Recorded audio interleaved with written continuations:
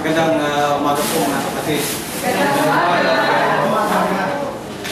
So yung title po ng message is God Our Trip. Parang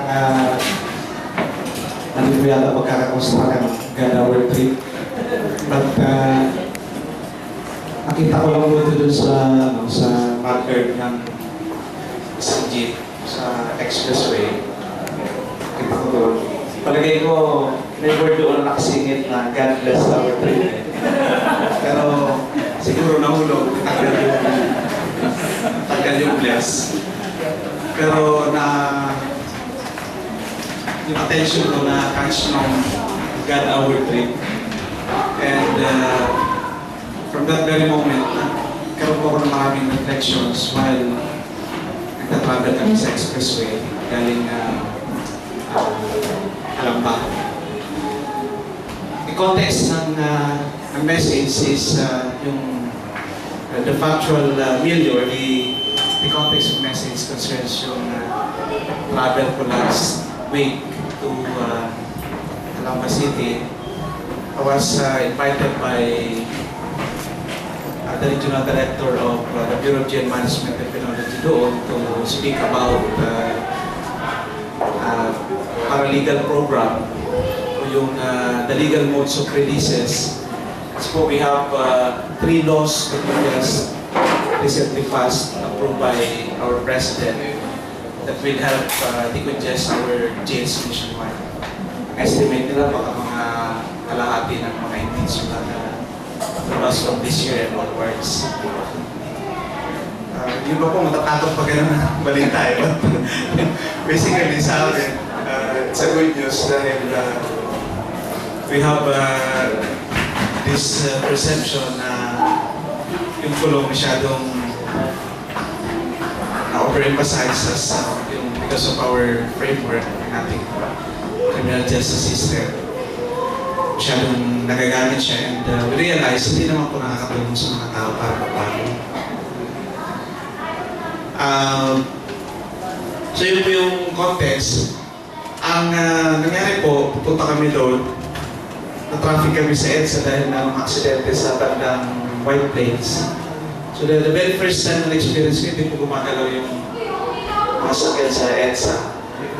And siguro may stuck kami ng mga 1 hour or more than 1 hour. Siguro na-travel namin, siguro na 200 meters lang sa loob ng 1 hour. So late na kami.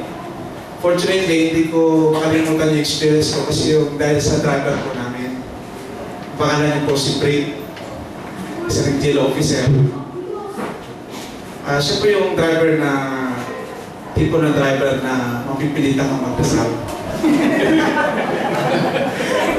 Kasi tumatakbo po kami ng mga 100 kilometers per hour. Binubuntutan na po yung mga ibang sakyan doon ng siguro mga isang libalar. So sabi ko, pagka nawala kami ng prayer, siguro hindi na kami makikilala. Saka marami ko pong hindi po yung mga, siguro mga more than 1 hour yung travel namin. So yun po, continue yung experience ko. Hanggang sa, gusto na kamay ko na may mahawakan ako somewhere. Dahil nararamdaman ko yung danger. At nagulat po ako yung dapat na hawakan doon sa, wala ko doon. Palagay ko natagal ng ibang mga masaya ng break. So, nakakaroon po ako ng takot and from time to time, umaangat ko yung bed ko sa upuan dahil sa halos dikit na yung at saka kahit bawal yung wangwang, ginagamit yung pabisa-bisa. Sabi ko, baka hulihin tayo yan dahil bawal ka akong wangwang eh. Sabi siya, maiksi lang naman eh. Kasi kailangan tayo makarating doon. Mamaya po ikwento ko pa yung but nai-relate ko po yung buhay natin sa biyahe, sa journey.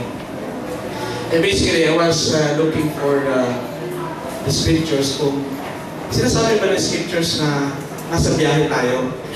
And mukhang nasa biyahe po tayo.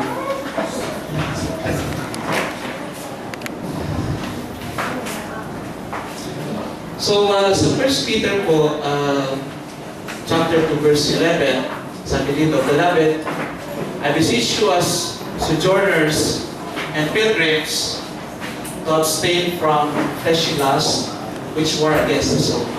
That's from the American Standard Version.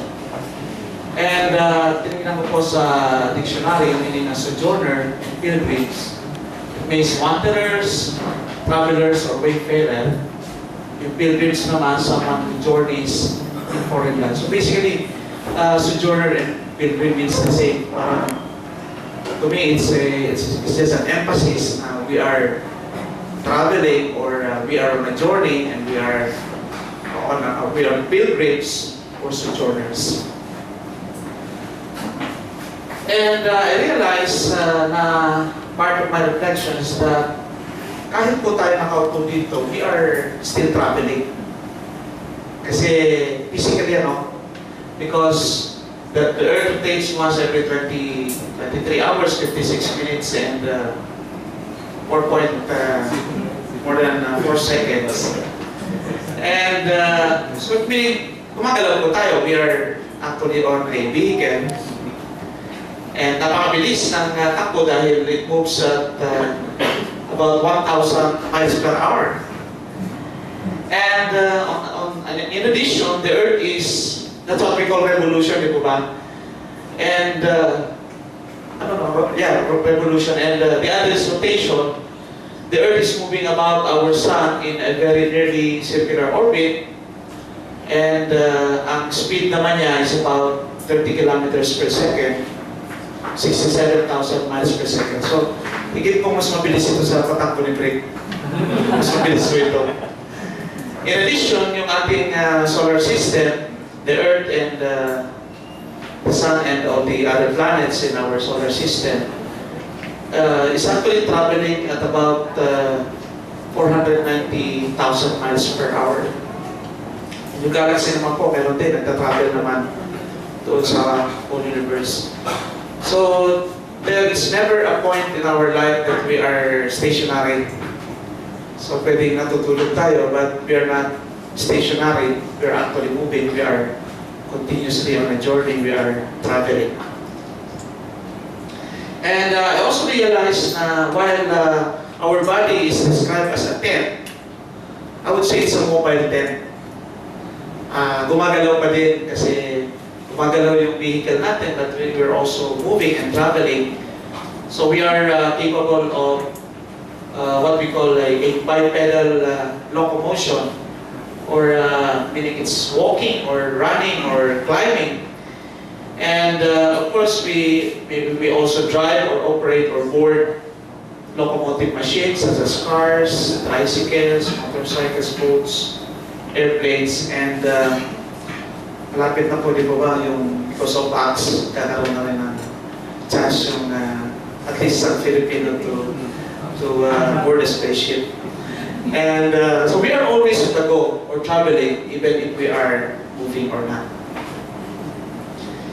And I look for some verses that would support yung ganong contention. And Isaiah 48 verse 17 says, "This is what the Lord says, your Redeemer, the Holy One of Israel, and the Lord your God, who teaches you what is best for you, who directs you in the way you should go." So it speaks of a way. And Proverbs 16 verse 9 speaks of human's not a horse, but about a horse. And Matthew chapter 7 verse 14 speaks of a road that leads to life. And sa Hebrew 12, sinasabi pa nga dito na we are actually running, we're supposed to run. Sabi dito, let us run with patience the race that is set before us.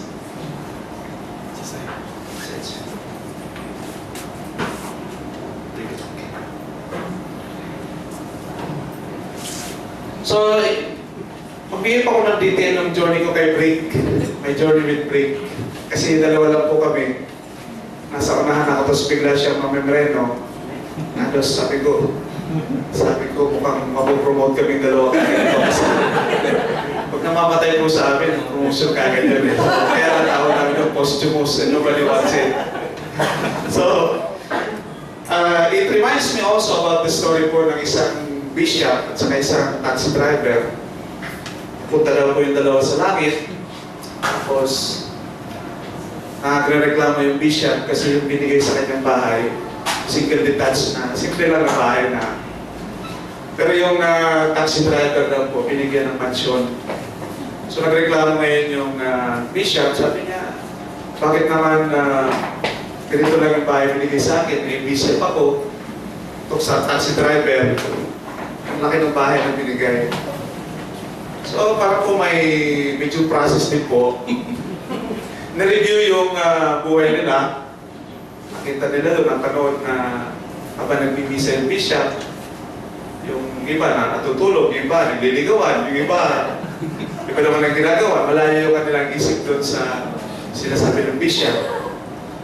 On the other hand, nakita nila yung taxi driver. Lahat po na sumakay sa kanya, nanalangin sa Panginoon. Dahil sobrang siyang mabilis yung patakbo. So, ang dami pong nakakilala sa Panginoon dahil dito sa taxi driver na ito dahil sa sobrang tuloy magpatakbo.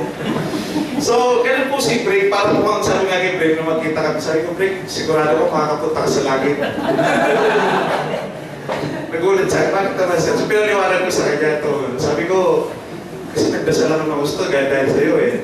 Talagang nasubukan yung pananampalataya ko dahil sa ginawa mo pagdadrive. So, ganun po, mga realizations na pag nagtatravel po tayo, either nagdadrive tayo or nakasakay lang sa sakyan, ang dami nating anticipations. We are anticipating what is to come or what will happen. So, ang tanong minsan natin, aabot pa kami sa gusto namin destination? Iniisip ko yung mga senaryo na sabi ko pagka sumabog yung gulong namin kasi wala po kami sariling, isang pinakatakot po, wala kami sariling motor pool. Walang gaan nag-check ng mga sakyan namin. So, hindi ko lang kung maluwag yung, yung tornilyo o whatever, and then, hindi ko alam kung maayos yung gulong, hindi ko nga alam kung binagyan niya ng brake fluid yung, dahil gano'n siya katapang mag-drive. Tinitingnan ko po yung speedometer, umabot ng 120, hanggang 100 lang yung speed limit sa expressway. So, ang dami kong mga anticipations. Sabi ko, pagka nagkaroon ng problema, pagka napapanood ko sa TV, pagka-turtle ito, sabi ko, parang ang dami namin tama sa katawan nito pagka hindi ko alam kung mabubuhay kami. And also, in our journey, we are looking for an anchor. Na-realize ko po yun, nung naghahanap ako ng mahawakan. Especially we are in danger, we try to find something na kung saan tayo kakapit. In case magkaroon ng aksidente, gusto natin may something solid or concrete or matigas na where we can hang on at hindi tayo paano. That becomes more apparent pagka we are perceiving danger. And so we are either afraid or confident. At that moment, I was afraid. Sabi ko, marami pa akong gagawin So, but I realized nung may point po doon na sa prayer ko, parang God comforted me and gave me confidence. Parang He rationalized yung aking thoughts.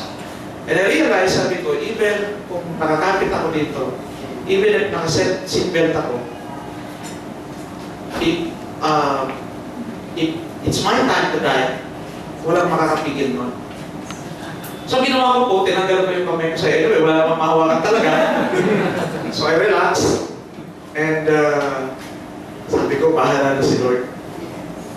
And may mga naalala po kung mga panahon na ganyan na ang bilis magpatakbo ng mga bus, nakasakay ako sa unahan pa naman, and then naisip ko, sabi ko, pag bumangga kami, titilapon ako dito sa bintana But sabi ko, it's not my time.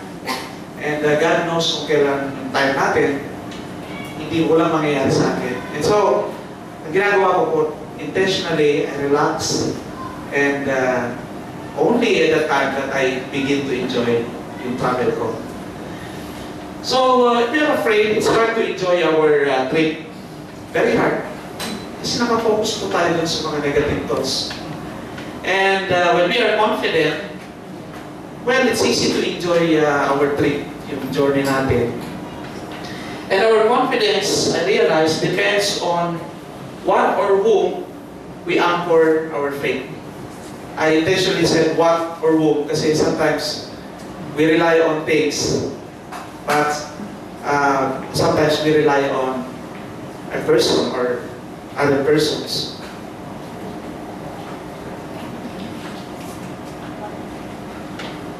So my first question dumating sa akin, who or what is our anchor?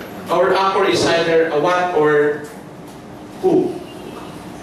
And I remember yung libro po ni Darrell Miller titled Discipling Nations. And I realized in our journey, we are inclined to certain anchors. One is the materialistic anchor.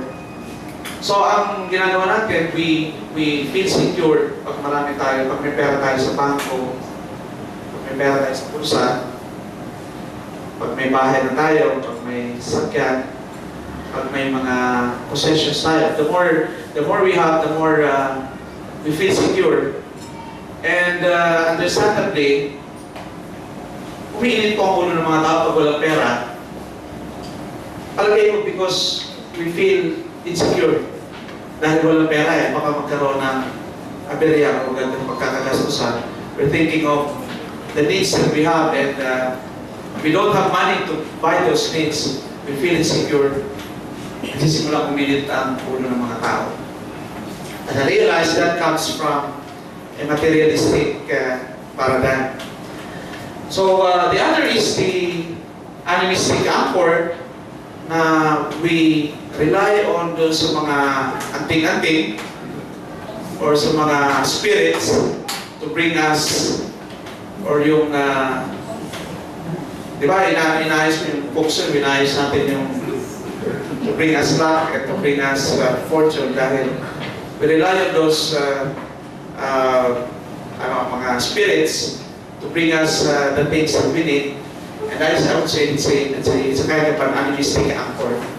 And of course, the other one is a theistic anchor, wherein we rely on God that He will provide all our needs.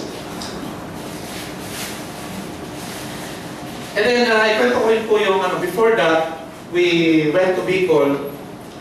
Ang purpose ko namin in going to Bicol is maganda naman because birthday po ng father ko, and 76th birthday niya, and I want to honor him, and kasi siya na lang po yung nabubuhay na parent ko.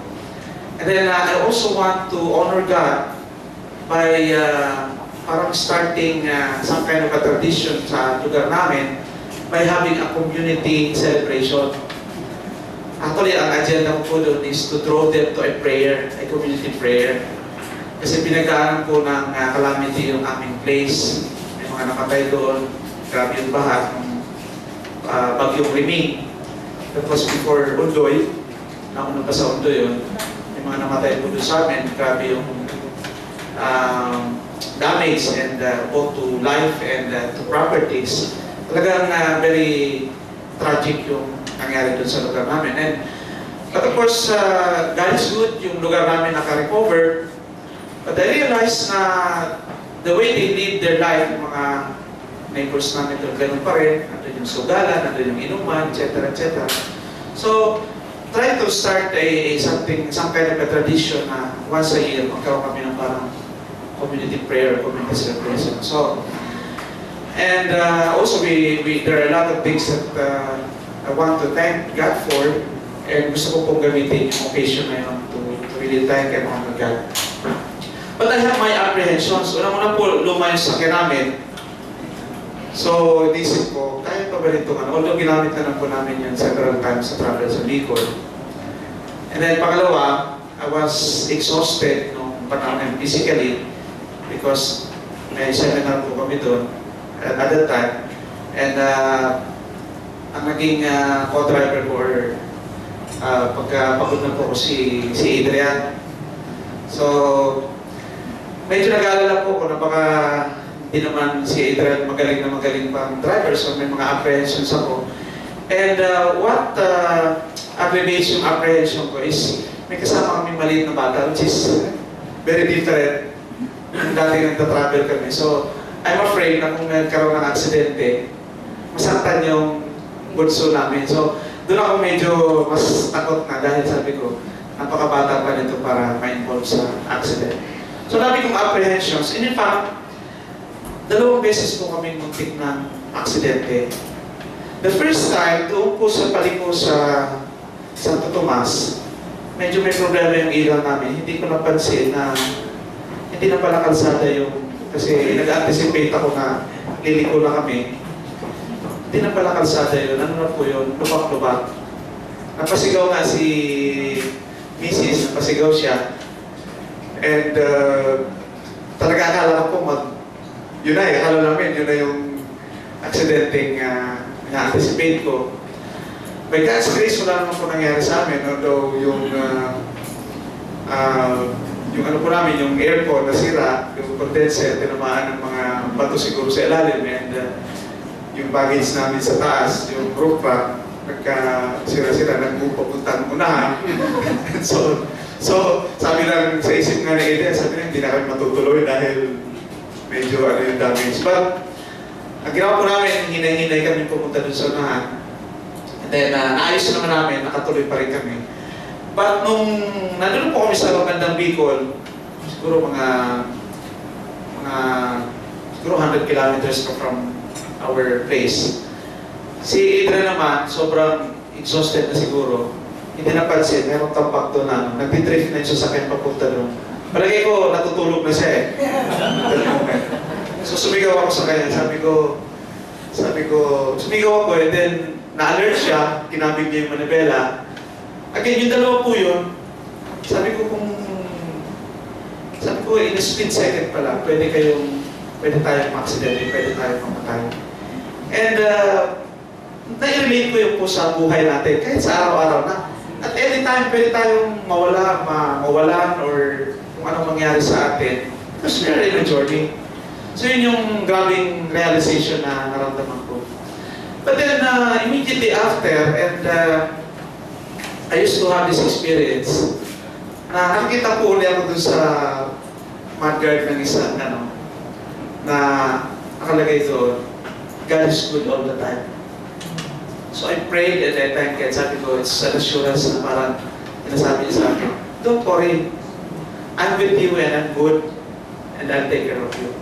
So don't worry. So, yun po, the more that it impacted me, kasi po, alam ko po, my personal experience, madalas akong kusapin ng Lord sa mga mudguard eh.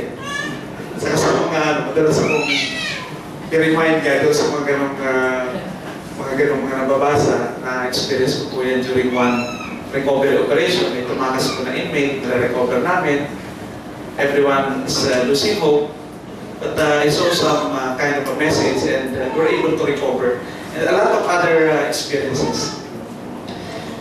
So, yun po yung and I realized na without God, ang journey natin will be very fearful.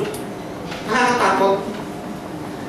So, sa Daniel po sinasabi, ang dami po ditong yung mga mangyayari, sinasabi mga prophecies, na I just underscored yung what to me is the most important for this message. Sabi nila, there will be a time of distress, such as has not happened from the beginning of nations until then. So nandun yung description na ang daming troubles. Ang daming troubles na dadaanan tayo sa biyahe natin. And maliban sa mga troubles na natin ngayon, di po ba?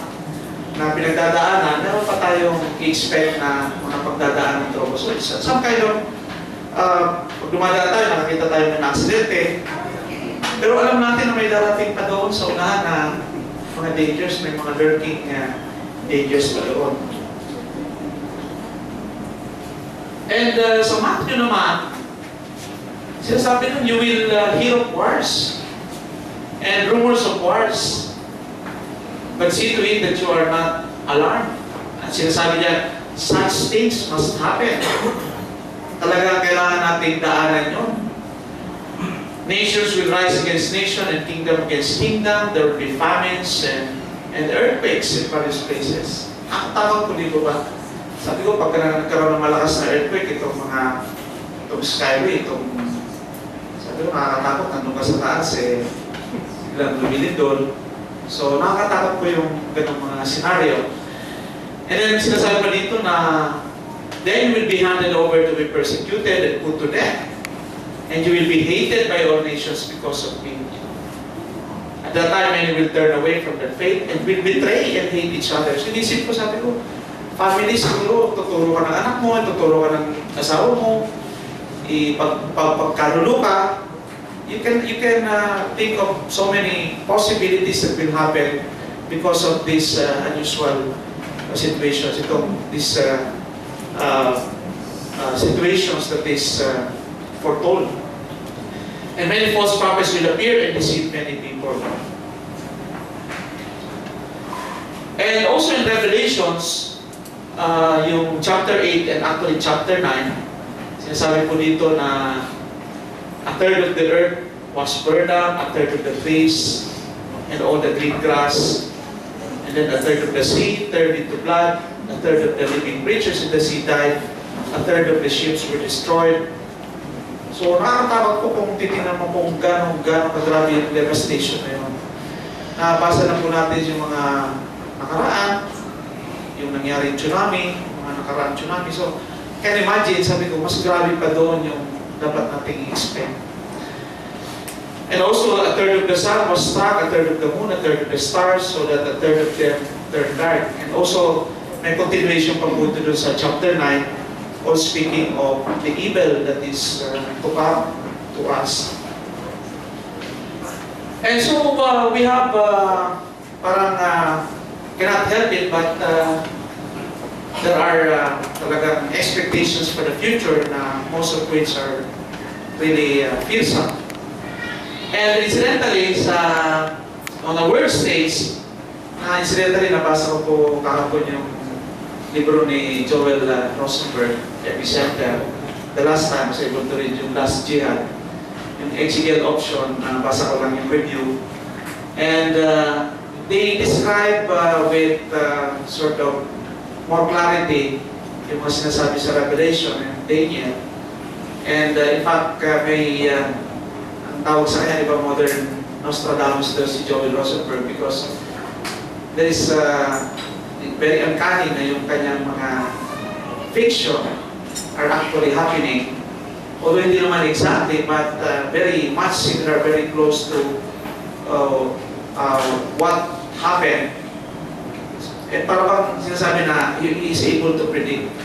And in the book Epicenter, he actually said that he is not a seer, he is not able to predict, but the reason why these things are happening is because he's using the scripture as his third lens.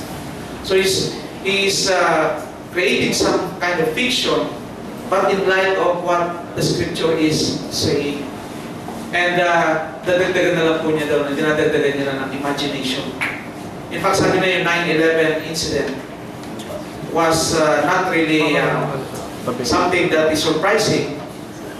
Kung nagkaroon lang daw po ng imagination yung mga taga-homeland security, they will be able to predict that that possibility, that event can actually happen and could be prevented. And also in our personal life, we from time to time experience serious conflict, either sa family or among or within the community, or meron tayong mga personal conflicts or community conflicts. Minsan nawala tayo ng property, nanakawan or nasusunugan or natatalo sa nanulugi sa business, nawawalan ng trabaho, and also loss of loved ones or illness. So these are the realities of life na maliban doon as if what's happening to the whole world is not enough to make us fearful.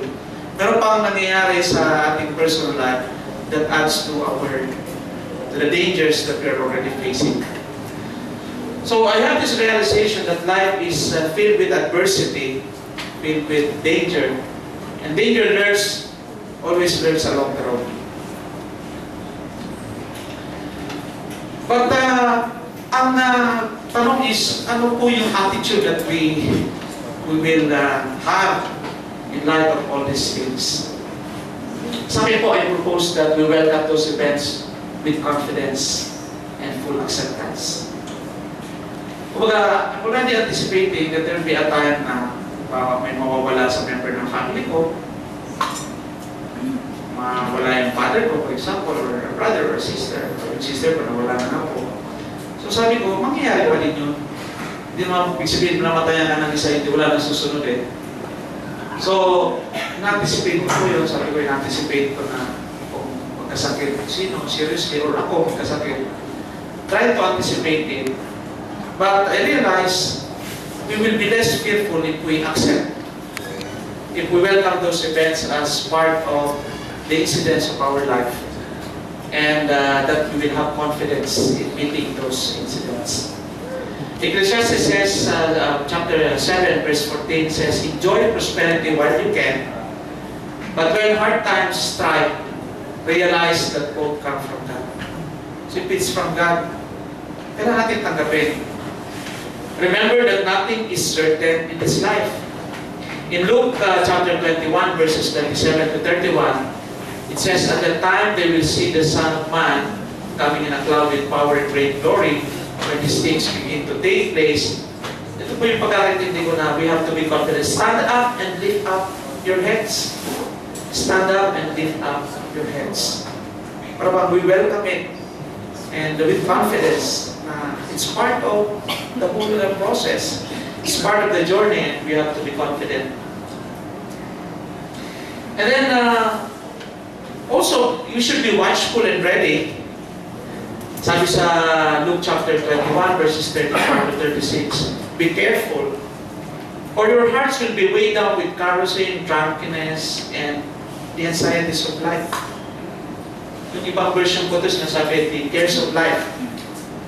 But mas prefer ko rin po yung anxieties because yung cares natin actually more or less or oftentimes results to anxieties. We care for something and we don't get it, it's hard to obtain it. So nagkakaroon tayo ng we develop anxieties. And also it says, be always on the watch and pray. Be always on the watch. Dapat aware tayo sa nangyayari on the world stage and sa ating immediate community and in our family and sa ating immediate na kapaligiran. It says, take heed sa Mark, take heed, keep on the alert. Sa 1 Corinthians chapter 6, verse 13 says, be on your guard, stand firm in the faith, be courageous, be strong. And then we don't have to worry. Do not be afraid or worry. Kasi it will weigh us down, sabi doon sa isang script, isang verse. So when you hear of wars and uprising, sabi ng Panginoon, do not be frightened. Do not be frightened. We are commanded not to be afraid, sabi sa Isaiah. So do not fear, for I am with you. I am with you.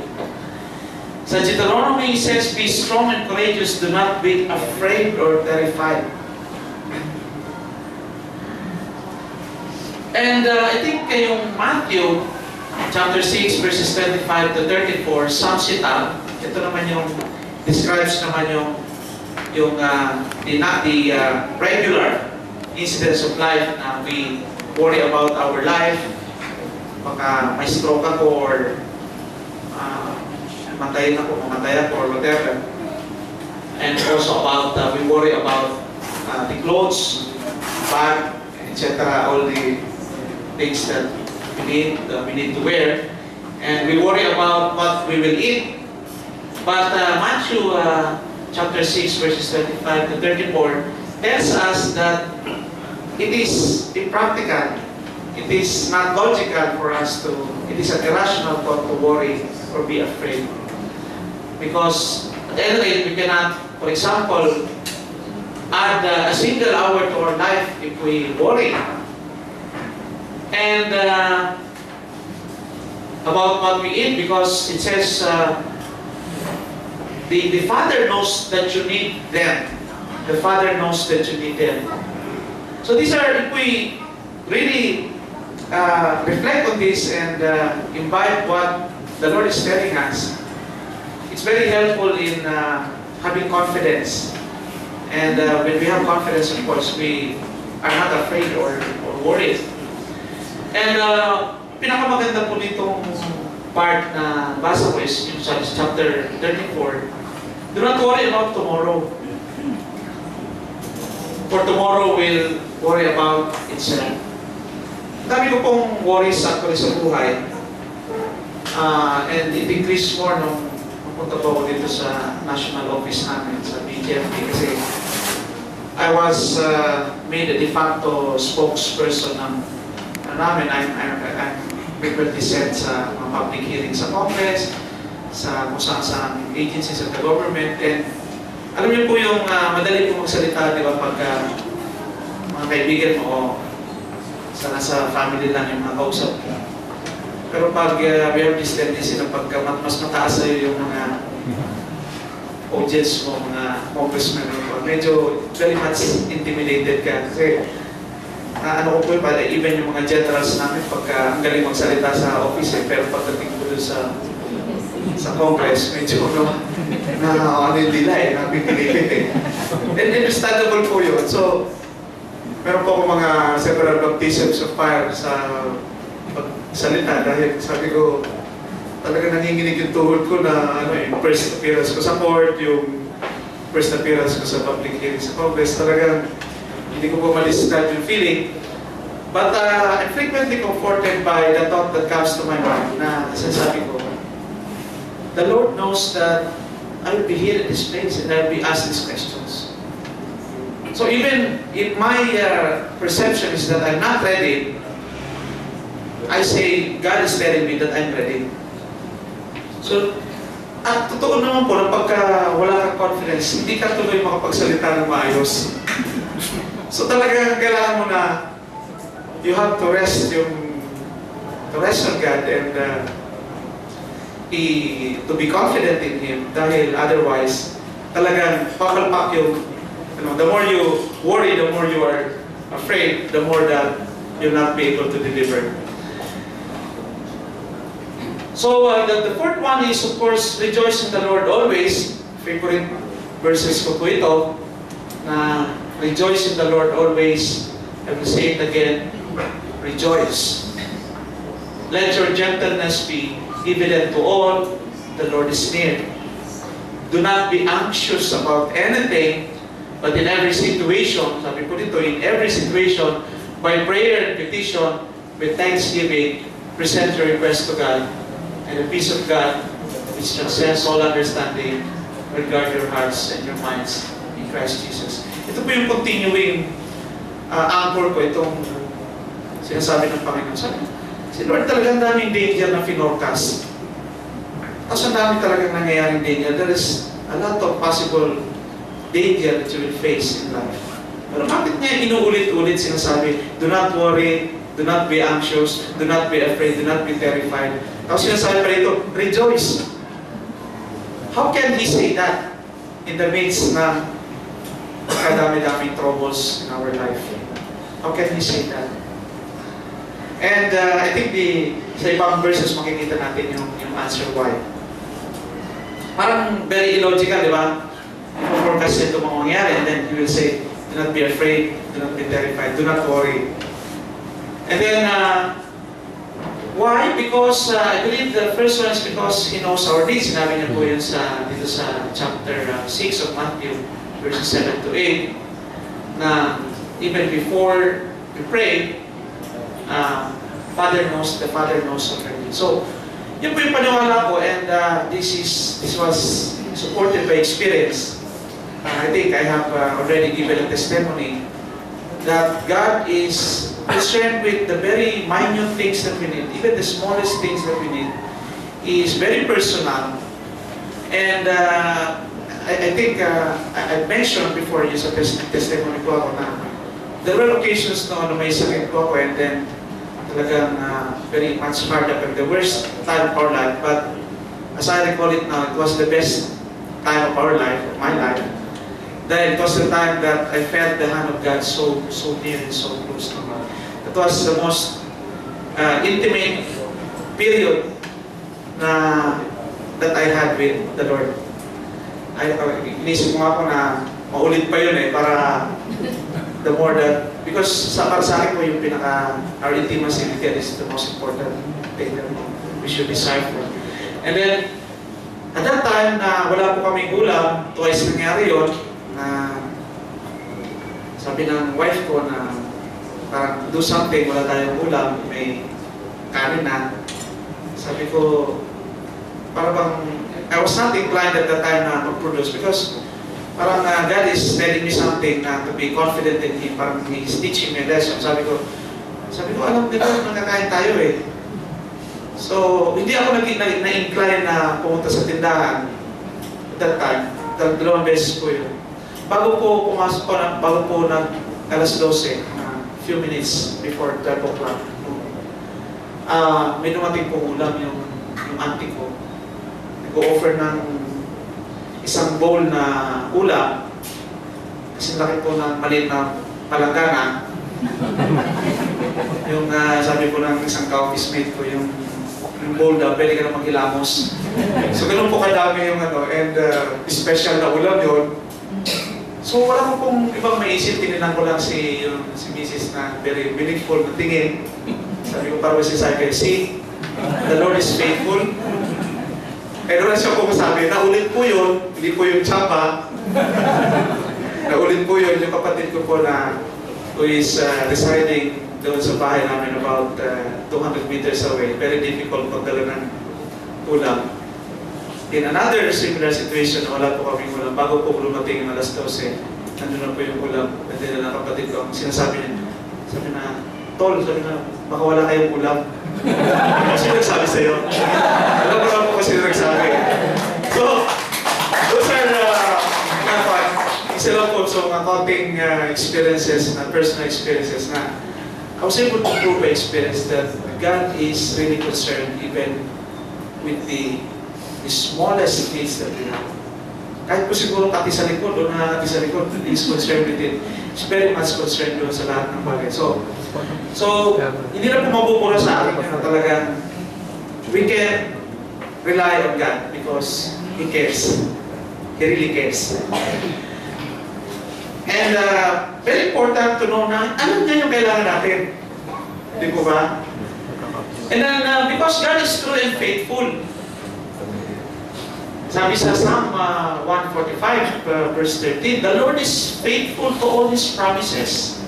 Not only faithful but also loving toward all He has been.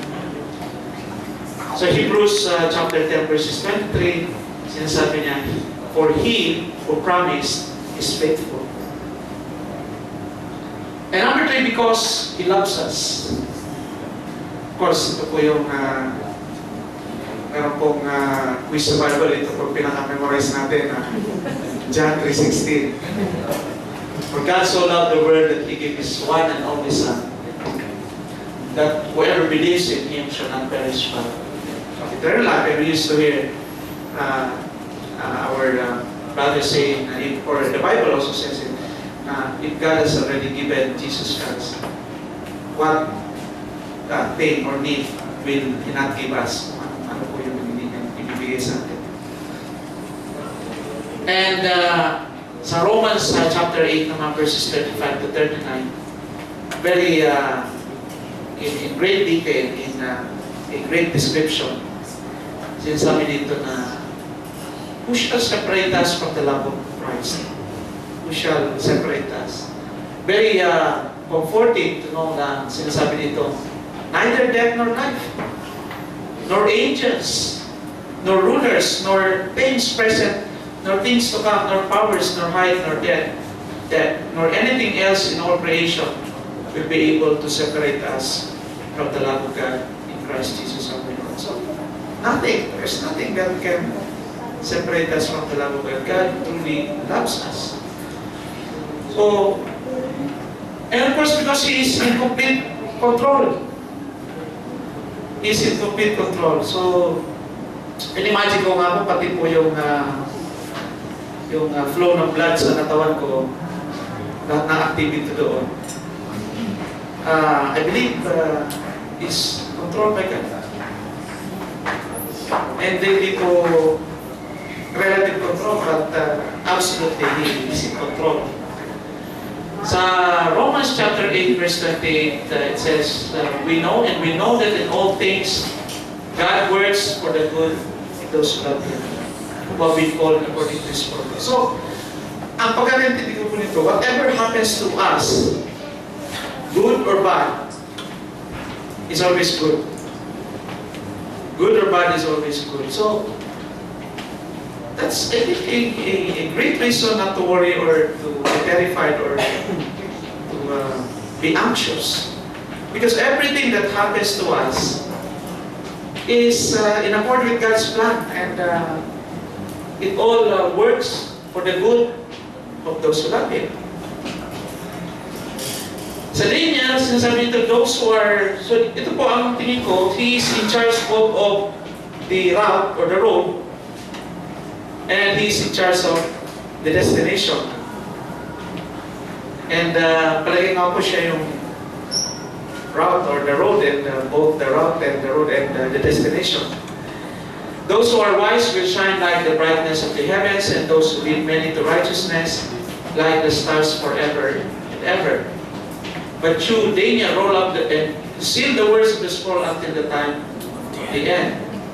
Many will go here and there to increase knowledge. So everything that will happen has been predetermined, and just support our understanding that He is in complete control.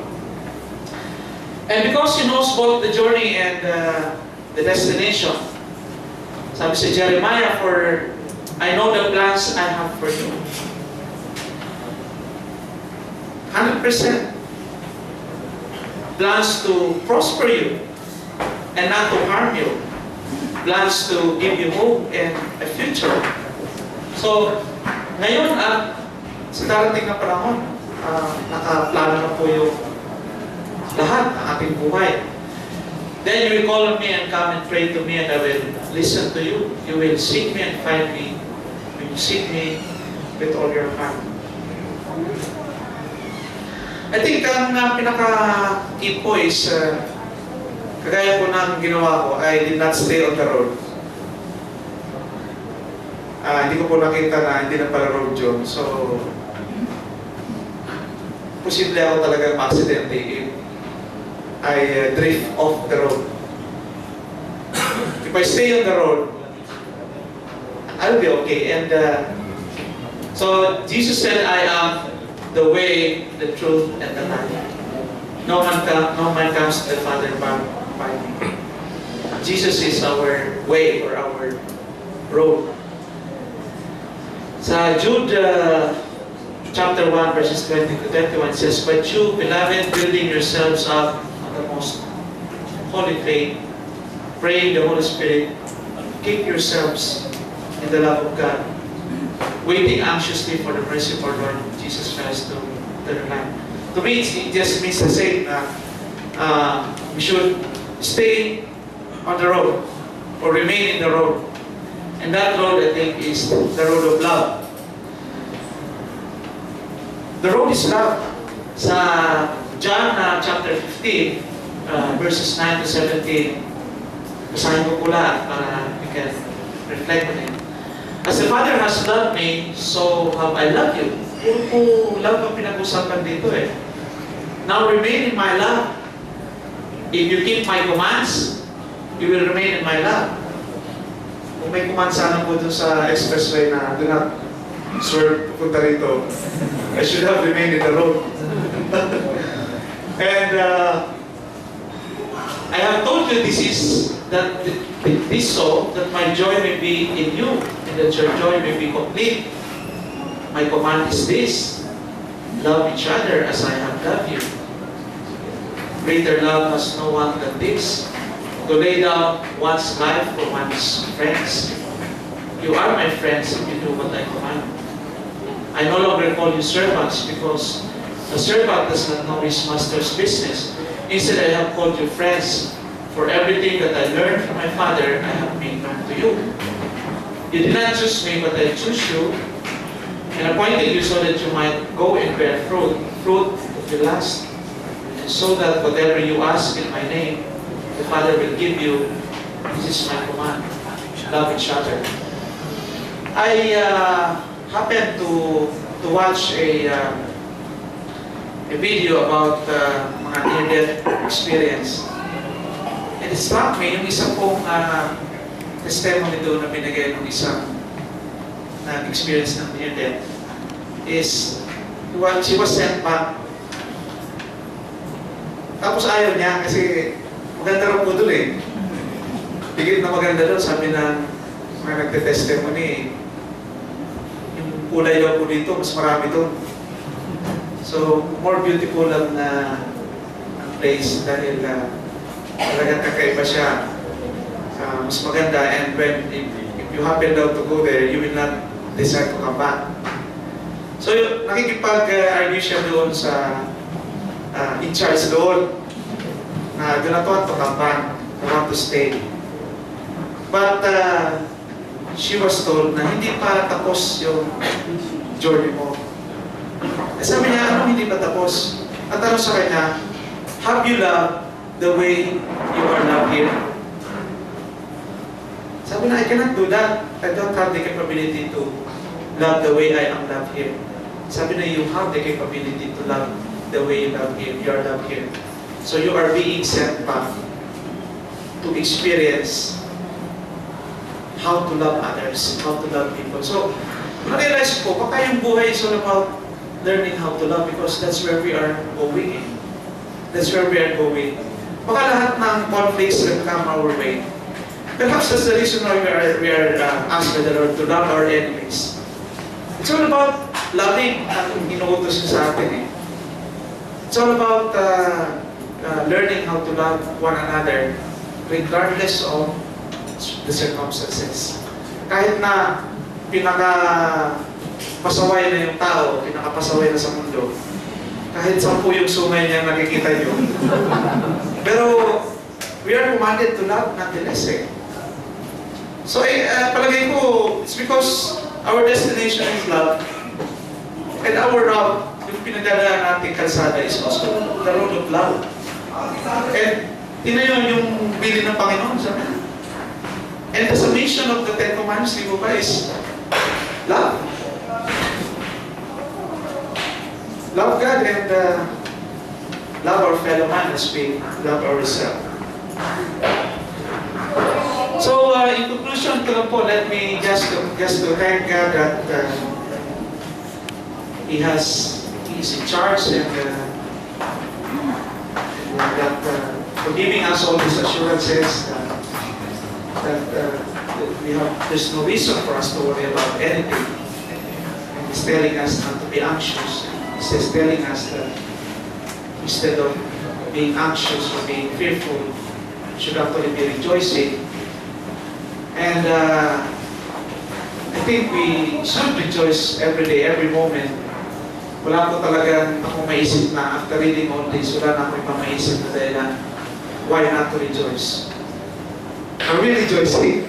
Nagre-rejoice ko na tayo. So, we should not worry about anything. Napakalinaw po na sinasabi niya. And I think the reason is because He is in charge of everything. If He is in charge of everything, then indeed, there's nothing to worry about. We should not be terrified of whatever will happen to us, whatever danger that lurks along the road is nothing, because God is in charge. So to Him, may sabihin po natin yan the Christology, to Him who is able to keep you from stumbling and to present you before His glorious presence without fault and with great joy. The only God, our Savior, be glory, majesty, power, and through Jesus Christ our Lord, before all ages, now and forever.